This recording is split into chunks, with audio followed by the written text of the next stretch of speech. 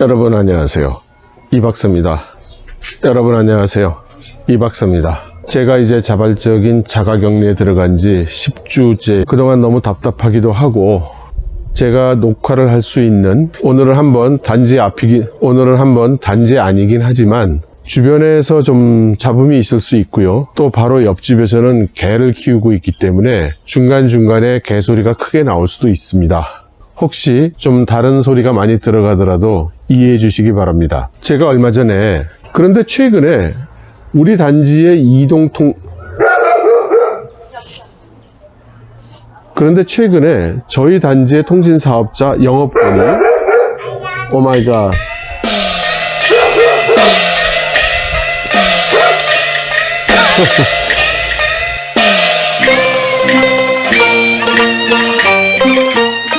여러분 처음부터 다시 하겠습니다. 제가 얼마 전 영상에서 재미 반중 인권운동가인 제니퍼 정의 데이터를 인용을 해서 이번 질병 사태에서 실제 사망했으리라 생각되는 우한 시민의 수를 추정한 적이 있습니다. 이 영상을 보신 분 중에 한 분이 실제로 팩트체크를 좀 해주셨습니다. 3대 통신사업자의 홈페이지를 모두 방문하셔가지고 데이터를 확인해 주셨어요. 그리고 제니퍼 정의 데이터는 이 세 통신사업자 중에 차이나 모바일, 중국 이동의 가입자만을 이야기한 것이라는 것을 알려주셨습니다. 또 그분은 중국 이동 한 통신사업자의 숫자만 따졌을 때 그 정도 숫자가 나오니 나머지 두 통신사업자의 숫자를 합쳤을 경우에는 훨씬 더 많아지는 것이 아니겠느냐, 이런 의견도 주셨고요. 또 이분이 알려주신 이후에 몇몇 유튜버들이 동일한 데이터를 기반으로 해서 중국의 이동통신 가입자 수가 적게 이야기하는 사람은 1300만, 많이 얘기하는 사람은 1800만 정도까지 그렇게 감소를 했다고 동영상 들을 제작해서 올리셨습니다. 팩트체크를 해주신 그분께 감사를 드리고요. 덕분에 제가 다시 한번 데이터를 검토해 볼 수 있었습니다.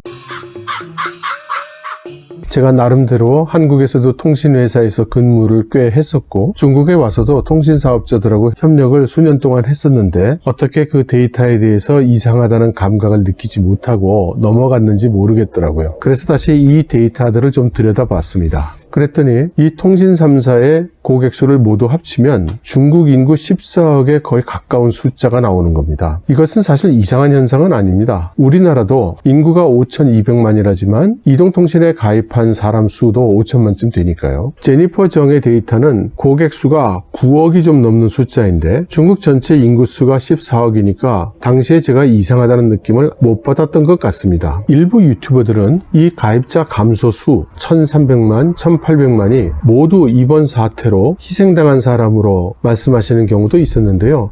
그것은 조금 비약인 것 같습니다. 어쨌든 다시 한번 중국의 통신 3사의 가입자 수 변화를 보여드리면 다음과 같습니다.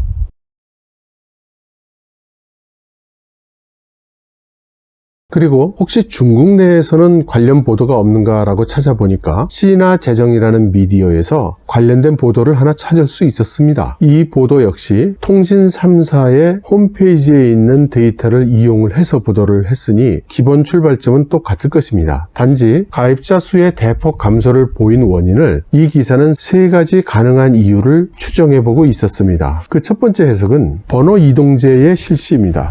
우리나라에서는 어느 통신사업자의 서비스를 받고 있다가 다른 통신사업자의 서비스로 바꿨을 경우에도 원래 사용하던 전화번호를 계속 유지해서 가져갈 수 있지 않습니까? 그런데 중국은 그렇지를 못했습니다. 그래서 통신사업자가 바뀌게 되면 사용하던 전화번호를 꼭 바꿔야 되는 그런 불편함이 있었죠. 그런데 전화번호를 바꾸게 되면 이전 전화번호로 연락해오는 사람들과는 연결이 되지 않죠. 그래서 상당수의 중국 분들이 통신사업자를 바꾸게 되는 경우에도 옛날 전화를 계속 유지하는 경우가 제법 있습니다. 예를 들어서 제가 지금 사용하고 있는 번호는 어떤 중국분이 사용하던 번호인데 제가 사용한 지 8년째가 되는 지금도 가끔 그 사람을 찾는 전화를 받고 있습니다. 여담입니다만 그러다 보니 그 사람에 대해서 별로 알고 싶지 않은 것도 알게 되는데요. 그 양반이 아마 유명한 패션 디자이너였던 모양입니다. 그래서 주로 패션 업계 분들이 연락을 많이 해오시고 또 어떤 때는 묘령의 아가씨들이 연락을 해오기도 합니다. 각설하고 중국이 바로 이 번호 이동제, 사업자가 바뀌더라도 옛날 전화번호를 유지할 수 있는 제도를 새로 실시했기 때문에 많은 고객들이 복수로 유지하고 있던 서비스를 정리했을 것이라는 그런 해석입니다. 그리고 이 기사는 아마도 이 요인이 가장 큰 요인일 것이다, 이렇게 설명을 해주고 있습니다. 두 번째 가능성은 무엇인가 하면 허수로 불려진 가입자 수의 정리입니다. 예를 들면 제가 지금 살고 있는 이 단지의 경우에는 인터넷을 사용하려면 중국 전신의 브로드밴드 서비스를 이용할 수밖에 없었습니다. 선택의 여지가 없었어요. 그런데 중국 전신에 가서 이걸 신청을 하면 몇 가지 요금제를 내놓는데 다른 것들은 다 비싸고 가장 합리적인 요금을 신청하려고 하면 꼭 중국 전신의 이동통신 전화번호 2개를 발급받아야 합니다. 그러니 사용을 하지 않더라도 발급을 받는 것이죠. 왜냐하면 새로 발급받는 중국 전신의 이동통신 전화번호는 사용하지 않으면 요금을 안 내도 되는 그런 요금제였거든요.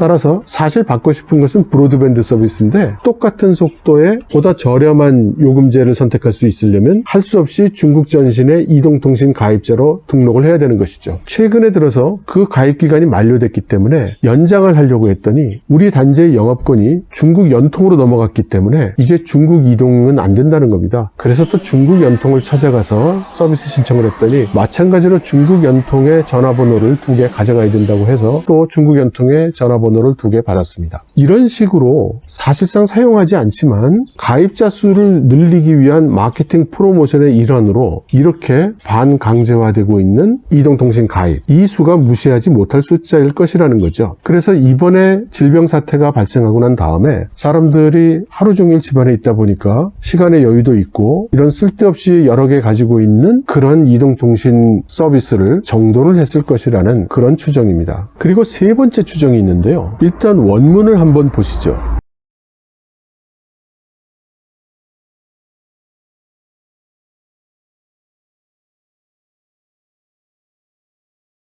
아마 여러분들은 이 말이 무슨 말인지 잘 짐작이 안 가실 것이라고 믿습니다. 저라고 해서 정확히 알 수 있는 것은 아니지만 이 문장을 보고 제가 떠오른 경험이 하나 있습니다. 제가 자주 왕래하던 중국 친구가 한 사람이 있었는데 이 친구는 평생 동안 통신사업자들과 협력을 하던 그런 중소기업 사장이었어요. 그런데 어느 날 그 친구와 그 그룹들하고 같이 식사를 하는데 통신회사의 간부 한 사람이 이야기를 하는 겁니다. 여보, 내가 매출 목표를 달성하지 못해서 그런데 매출 교환합시다, 이러는 거예요. 아시는 분은 아시겠지만 매출 교환이라는 거는 서로 동등한 금액의 세금 계산서를 교환해서 끊어서 상호 간에 실제로 이익이나 손해나는 것은 하나도 없지만 외형상의 매출 볼륨은 커지는 이제 그런 행위죠. 그것은 우리나라에서 불법이고 미국이나 중국 여러 나라에서 마찬가지로 불법입니다. 그런데 편법으로 그렇게 하는 것이죠. 위에서 내려오는 매출 목표 달성을 위해서. 이렇게 되면 단 하나의 거래로 대량의 가입자를 발생시키게 됩니다. 이런 식으로 실제로 사용했을 때만 요금이 발생하는 그런 가입자로의 가입을 수차례에 걸쳐서 매출 교환이라는 형태로 하게 된다면 허수가 막 불어나는 것이죠. 제 생각에는 이 기사가 암시하고 있는 것은 바로 이런 식의 매출 교환으로 인한 허수 가입자들을 의미하는 것 같습니다. 이것이 상당 기간 동안 누적이 돼 있을 테니 이 숫자 또한 적지 않을 것이라는 것이고, 그렇게 해석을 한다면 이 기사의 맺은 말도 이해가 됩니다. 이 기사는 맺은 말로서 이렇게 이야기를 하고 있습니다. 어쨌든 1월과 2월에 통신 가입자 수의 급격한 감소는 비정상이다. 추정은 할 수 있지만 그것이 정확하다는 확증은 없다. 아마도 3월의 데이터가 나오면 그것까지 또 분석을 해서 검토를 한 번 더 해봐야 될 것 같다. 통신 사업자들이 이제는 과거와 같은 양적 팽창에 노력을 할 것이 아니라 이제는 질적 향상, 서비스 제고에 노력해 주기를 바란다. 이렇게 결론을 맺었죠. 저는 이것을 세 번째 해석과 관계가 있다고 생각을 하고, 그동안 여러 가지 편법으로 이루어지고 실제 내용과는 달리 부풀어진 가입자 수가 이렇게 정리가 되고 있으니 이제 앞으로는 더 이상 가입자 수의 증가에 애쓸 게 아니라 서비스 개선에 노력해달라, 이런 의견으로 생각이 되었습니다. 물론 언제나 마찬가지로 이렇게 중국에서 보도된 내용을 보면 그 의도를 순수하게 받아들여서 과연 그런 일이 있었다면 가입자 수의 대폭적인 감소가 설명이 되는구나, 이렇게 받아들일 수도 있을 것이고, 또 언제나 마찬가지로 음모론적으로 보면 해외에서 가입자 수의 급격한 감소를 가지고 중국이 숨기려고 애쓰던 이번 질병 사태의 실상이 드러나니까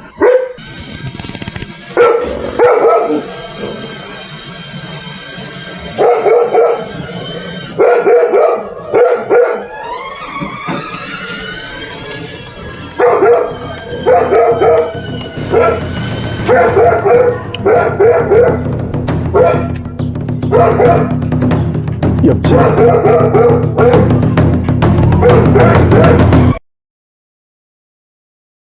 어디까지 말씀드렸는지 기억이 안 나네요. 언제나와 마찬가지로 음모론적으로 해석을 해서 중국이 감추려고 애쓰던 이번 질병 사태의 실상이 이동통신 가입자 수의 급격한 감소라는 그런 방법을 통해서 폭로가 되니까 이것을 감추기 위해서 여러 가지 새로운 로직을 개발했구나, 이렇게 해석하는 분도 틀림없이 또 계실 겁니다. 그 어느 쪽이 맞을지 아니면 진실은 그 중간에 있는지 저로서는 알 길이 없지만, 우한의 사태가 발생하고 나서 우한이라는 도시가 봉쇄되면서 중국 전역에서 사태의 위중함을 잘 알았고, 그렇기 때문에 우한 외 지역에서 수십만, 수백만의 사망자가 나온다는 것은 생각하기 어렵습니다. 우한의 봉쇄도 수백만이 탈출했다고 하는데 결과적으로 남아있는 인구가 1200만 이하라고 하고, 1200만 이하의 사람들 속에 사망자가 수백만, 1000만 이상이 나온다는 것도 사실 생각하기 어려운 일입니다. 그래서 저는 지난번 제가 추정했던 수치가 정확하다고는 생각하지 않지만, 중국 전체 인구가 14억이고 당시 상정했던 가입자 수가 9억 5천만 정도나 됐었기 때문에 숫자의 차이가 있더라도 큰 차이는 발생하기 어렵지 않을까, 이렇게 생각을 해봅니다. 하기는 지금 유럽이나 미국에서 확진자 수가 증가하는 속도를 보면 중국 정부가 발표했던 우한의 확진자 수는 믿기 어려운 것이 또 사실이기도 합니다. 진실은 잠시 감출 수는 있어도 영원히 감출 수는 없는 법이죠. 어둠은 빛을 이길 수 없고 말입니다. 시간이 지나면 이번 사태의 진실도 모두 밝혀질 것임을 믿어 의심치 않습니다. 이제 중국은 정상적인 비자를 가지고 있는 사람도 중국에 입국하는 것을 봉쇄하는 조치를 취했는데, 그것은 그만큼 해외 유입하는 사람에 의한 질병의 전파가 심각한 수준에 다다랐다는 것을 말하는 것일 겁니다. 여러분, 방심하지 마시고 더욱 조심하세요. 우리 모두 건강한 몸과 마음으로 인연을 이어나갈 수 있기를 바랍니다. 여러분, 감사합니다.